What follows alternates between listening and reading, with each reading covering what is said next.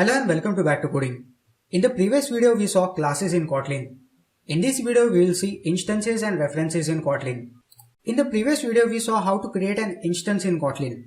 But many of you might be having the question, what is an instance? Well, in simple terms, the class instances are nothing but the object itself.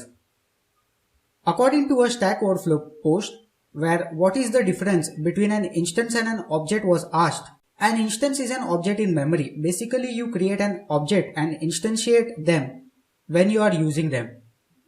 So to revise, the class is the blueprint, like the blueprint of a house.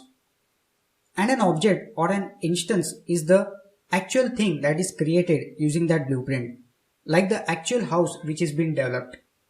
Just to avoid confusion with the Kotlin's object keyword, most of the developers prefer to use the word instance. The instance or object is used to access the properties and member functions of a class. This is how it is done.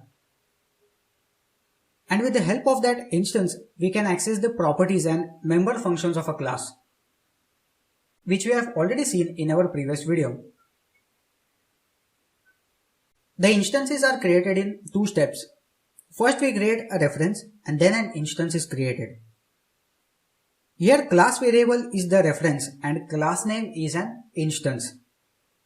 So the class variable doesn't store an actual instance but a reference to a location in memory that is having the instance. From our previous video we have where student record 1 is equal to student. Here again the reference type is student record 1 and an instance is student. So when we do student record 1 dot insert record Mark Zuckerberg 1984 California false, then we have something like this. And if we create a new variable like student record 2 and assign student records value, then both the references point to the same location in memory. So a reference type doesn't store its value directly, but instead it stores the address. Stack is a part of memory where temporary variables are stored.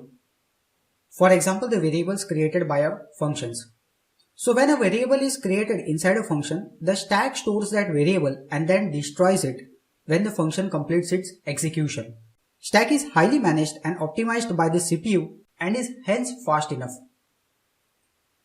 Whereas heap is a large pool of memory from which a block of memory is allocated by the system.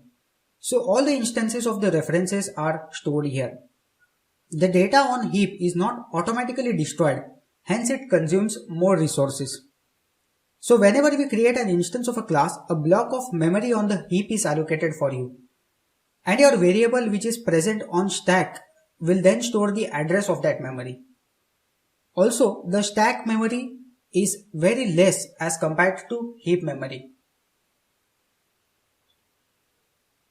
That's it for this video. We'll continue more on this topic in the upcoming video, so don't miss them. Please give it a like and comment down your thoughts below. And don't forget to check my other videos which can be helpful to you.